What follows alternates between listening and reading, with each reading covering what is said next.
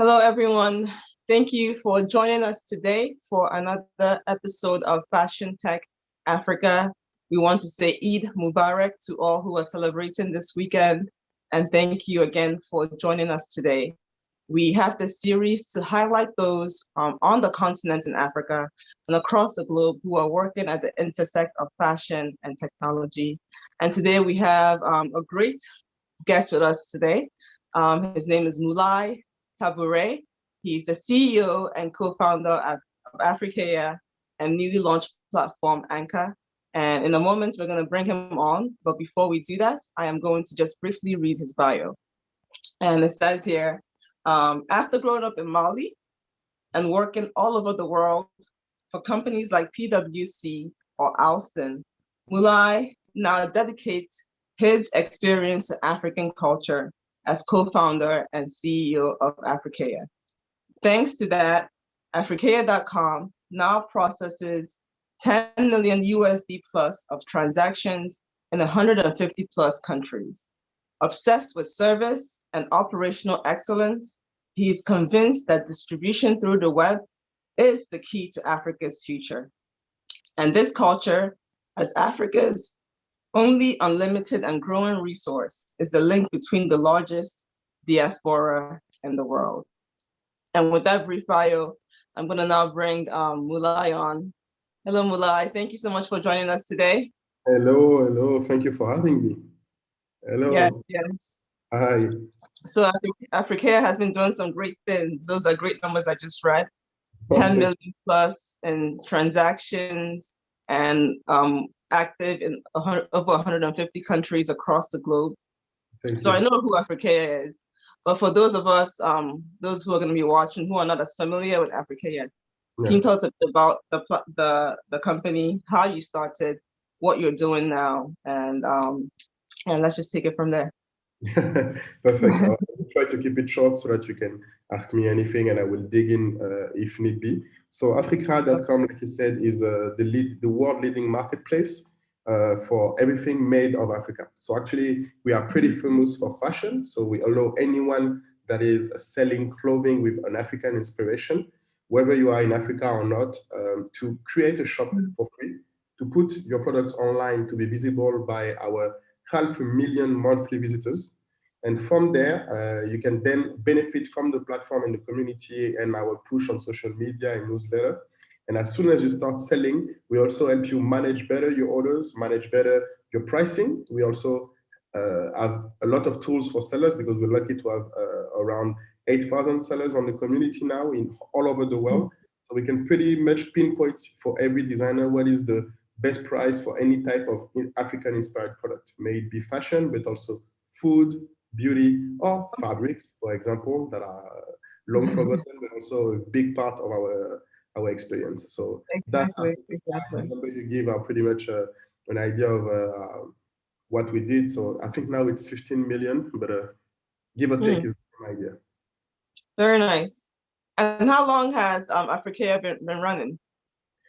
Since 2016, actually. We started initially, so I'm Malian and my co-founders are Malian and Guinean.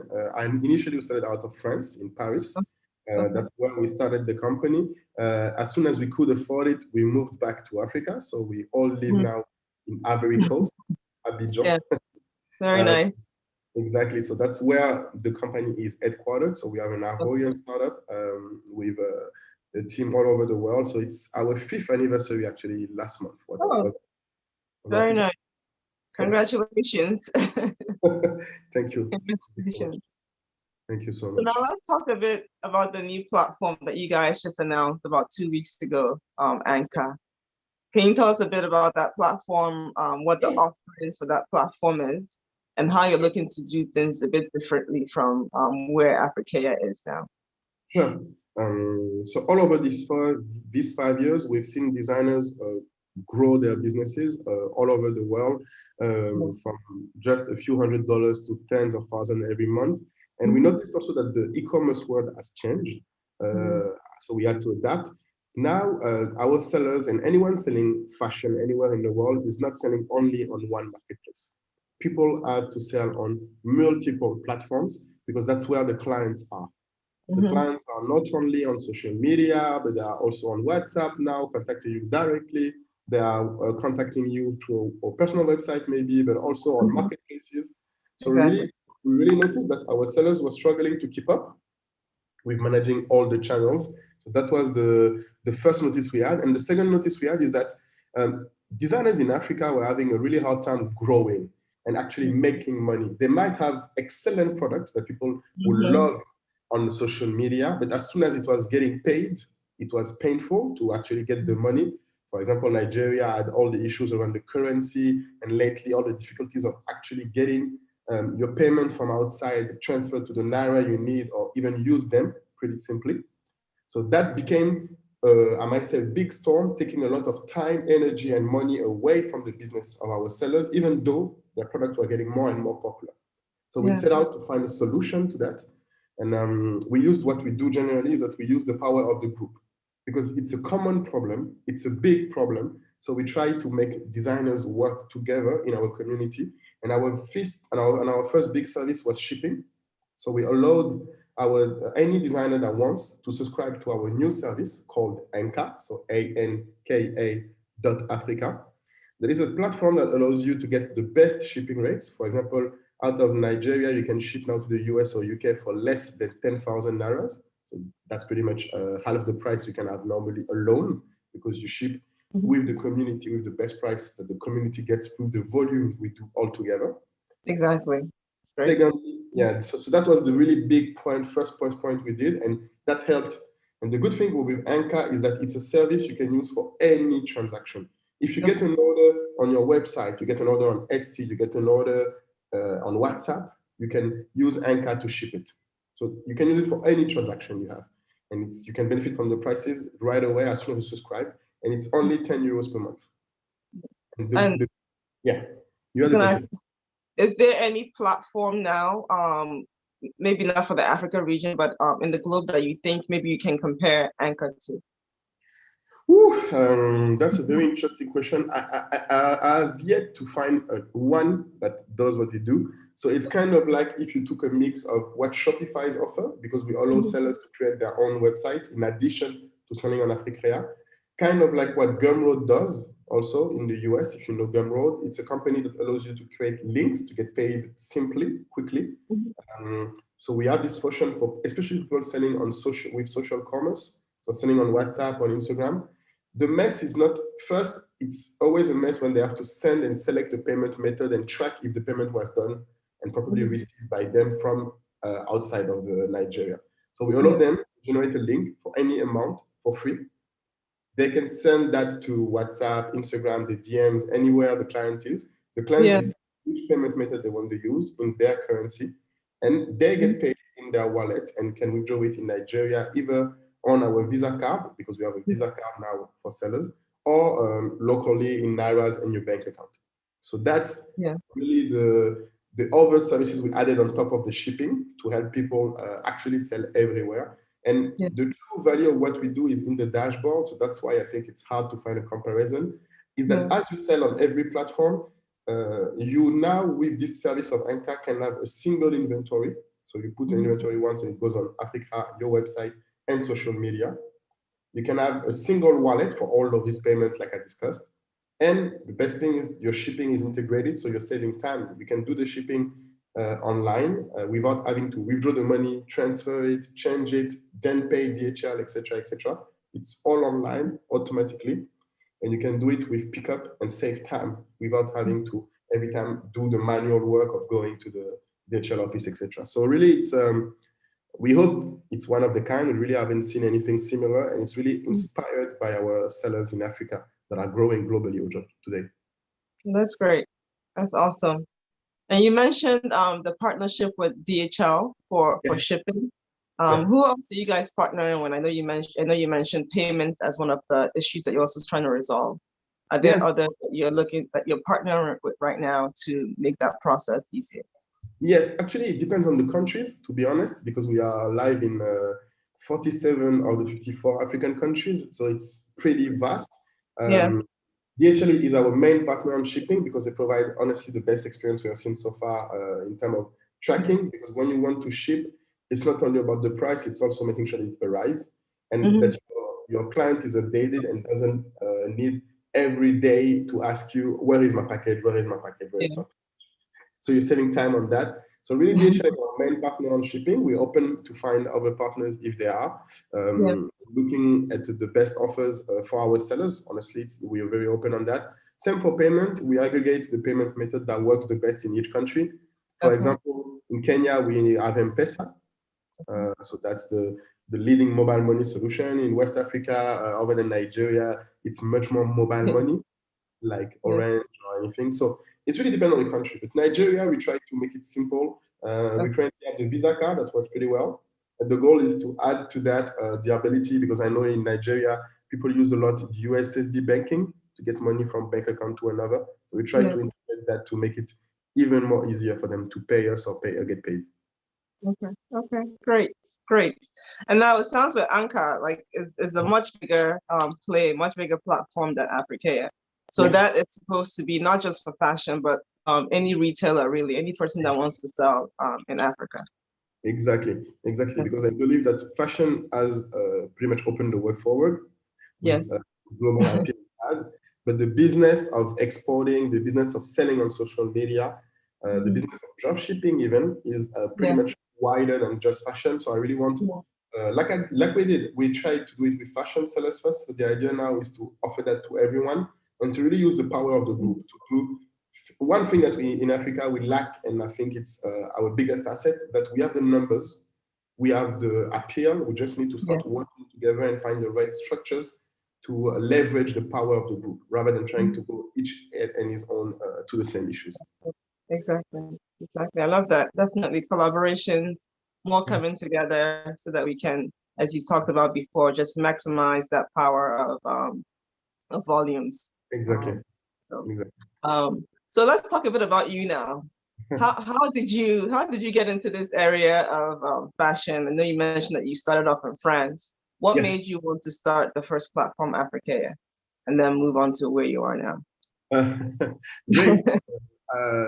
Actually, we started initially because a friend of mine at the moment that was doing that, producing craft jewelry out of Mauritania and Senegal. And I actually noticed at this time that something strange was happening in the world because African fashion at the time, I didn't know about African fashion, to be honest. I grew up in Mali, so for me, I was really looking into the traditional attire, Yeah. this modern, very famous now spin on fashion that we have. So at the time, I Yeah. initially was very concerned for craftsmen in Africa because I noticed that craftsmanship in Africa is intimately tied to tourism. And Mm, years went by over the first decade of the 20s or the years 2000s, that there were more and more terrorism, so less and less tourism in Africa. And these craftsmen and this, I might say, know-how was starting to get lost. When at yeah. the same time, we saw on social media people talking more and more about it, that they want this. Mhm. And you have in pretty much every developed country a museum to African art. You have multiple African events, but for some reason, the people actually making it out of Africa cannot access the market. So the idea behind Africa was really to bridge the gap and make that happen. And from there, initially, we were just trying to do something to help, and we realized that it's something that we can build and eventually make bigger than us. And our hope is to make it something that will survive even if we are not there anymore tomorrow. Exactly. And that's how it should be. As they say, if your vision is not bigger than yourself, then you're not you're not really thinking big enough. So definitely. Yeah, Definitely. definitely. So that's the role, that's the vision of Udoshi, honestly. That's what we're looking Yeah. for. It's really to make it a business also, because the Yeah.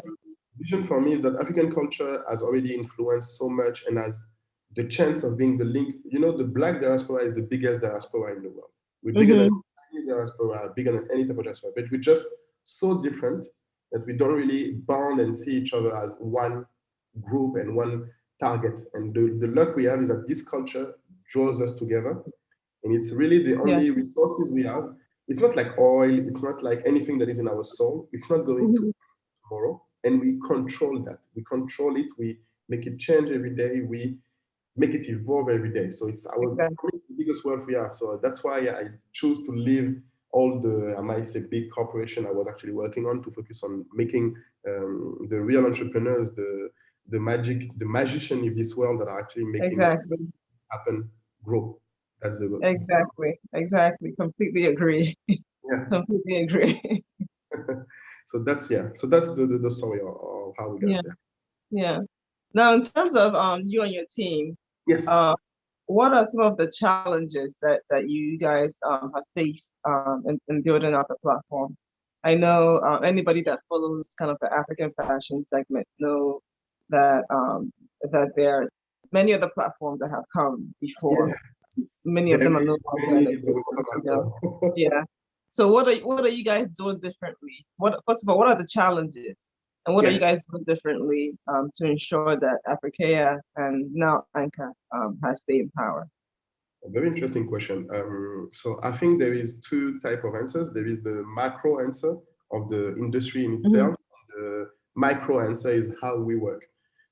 The macro Yeah. answer, the biggest challenge I found in African fashion is that unfortunately, because it's a creative industry and that it's Hmm. led by creative people, sometimes they don't really look at the numbers and pragmatically at the business rather than just their inspiration or their mission. They, Yeah. they, don't- Yeah. they forget that they need a mean to get to the end. For Hmm. example, it's always hard for designer to accept that it's not a matter of visibility. People always come to us to have more people see their product. Yeah. But actually, now that I have the numbers of thousands of sellers selling, I can tell you that the only common thread between the top sellers on Africa is not their creativity, not a specific type of product, not even a price point. It's not even that. Mm, The best link you can find is how often they create new products first. mm, So that's something that is very hard for a designer to accept, that it's not creating one mm, thing that is beautiful enough to become a piece of art. It's not that. It's really about creating often. And by mm. this iteration, you stumble into what we call the best sellers, the growls, because pretty much every brand in the world, even in fashion, 80% of the sales are done by one product. Yeah. Mm, Every brand has that. They have yeah. one major product that you know them for. That's the Stan Yeah. Smith, etc. And it's very hard for a designer to really accept that. First, they must Mhm. find that, so they must iterate. Yeah. And once they find it, it's very hard for them to accept that they need to keep it. They need to. They need Yeah. to.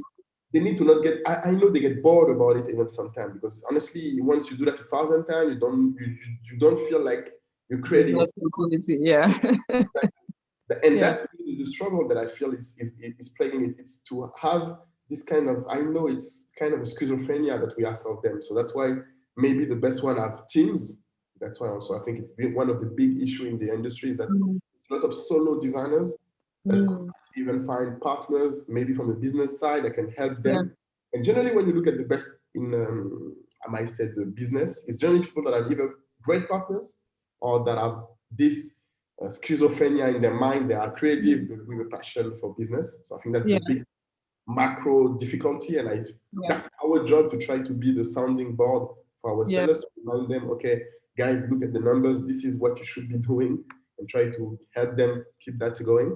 Yeah. And then the micro thing at our own little scale, I feel uh, when you get my bio, I think the thing that people tend to forget is that we are here to serve.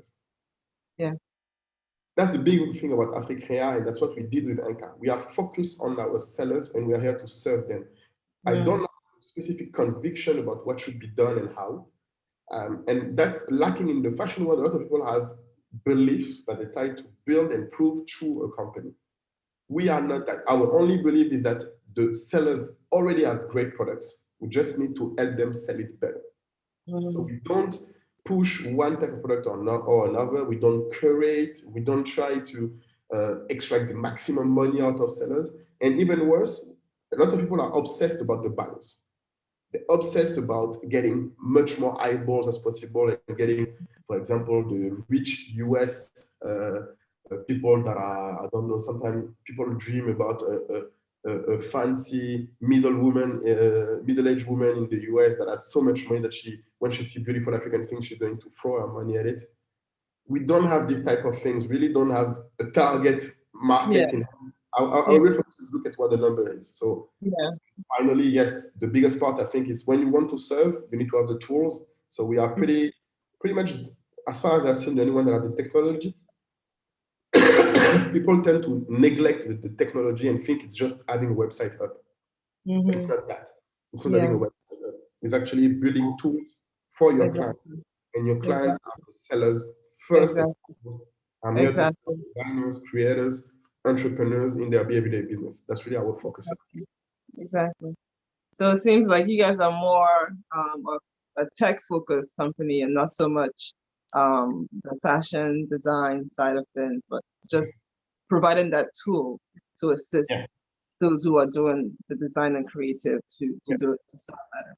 They know it better than anyone else. They don't need me to, to tell them what to do. I'm really here to serve and assist, really. And I know some people, when I say it, they look back, they feel like it's strange to say I want to serve, but that's actually what I do. That's really what I want to do every day, to serve. And this wasn't a question I think I mentioned to you earlier, but Yeah. I think you can say arguably that Africa is probably the leading platform right now for sale of African fashion items from the continent. For sure. Given you're the front runner, can you think maybe of any weaknesses or any anything that you guys should maybe be aware of as you're building out your platform to do better or to improve on as you continue to build? Yes, sure. You know, my biggest, I might say, threat and concern every day that we grow this platform is that we have so many different type of sellers and so many different type of buyers also, that we sometimes lose the focus on what really people want, because we have people out of Nigeria asking for something, people out of Kenya asking something else, people in France asking something else, in the US something else. So it's really trying to find a way to solve all the problems in the right timing and really bring value to people. So I know it's that's our own risk, because we try to serve everyone and really be agnostic in the way we serve. So it's really, that's why we try to stay open and to listen more than we talk. Yeah, so that's the vision for us, is really to work on that, and we need to stay focused on that. And I think our biggest asset as until now has been to listen to sellers, to support them anywhere we can, and really be a partner.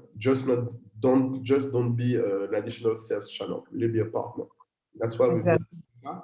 And Anka.Africa really is built for that. Is to be a regular partner people can subscribe to maintain and optimize their business and grow it. I love it. Great. And one final question before we send you off. Um, since we are a show dedicated to fashion in Africa, can you maybe talk a little bit about what you think needs to be done, or what do you think the industry in Africa needs to do, the fashion industry needs to do to grow further and continue to advance? First, I might say to keep doing what we do, because we've come from afar, to be honest. So we sometimes forget to be happy about our progress. We tend to take things for granted. So first, I think it's up to us also to celebrate our successes and our progress so far. But if I were to think about the things that I mentioned, is yes, to be willing to work together, to be less isolated and less afraid of collaborating, and less focused on each own game, but really try to focus on the big picture. That's what we really try to push with Africrea and Anka, is to see you can sell together. You don't have to only think about your brand image, your brand, but really think about, okay, you want a company, and this company is an ecosystem that it needs to interact with. So more interaction, I think. And from there, trying to be as pragmatism as we can, to try to focus on the numbers, really. I know it's hard when we have so much beautiful things done and shown around the world, but our job is really to try to stay pragmatic and really don't focus only on what we see. There is so many products in Africa that I love, and everybody else in the world doesn't love them, doesn't care even. And I'm happy about it, and I don't try to make it a conviction to the world. I really try to focus on what the market says. Yeah. Well, thank you so much, Malai. This was a great conversation. Thank you for taking the time. We wish you, the Africa team, the Anka team, great success. And we look forward to seeing what you're going to be doing in the future. I hope Yeah. to. And, all of this success is first for our sellers, so that's the one we're hoping for too. And we are happy to be along for the ride. Great. Thank you so much again. Thank you, Take Doshi. care, everyone. Thank you for having me. Thank you so much. Thank you. Until next time, take care. Bye. Bye.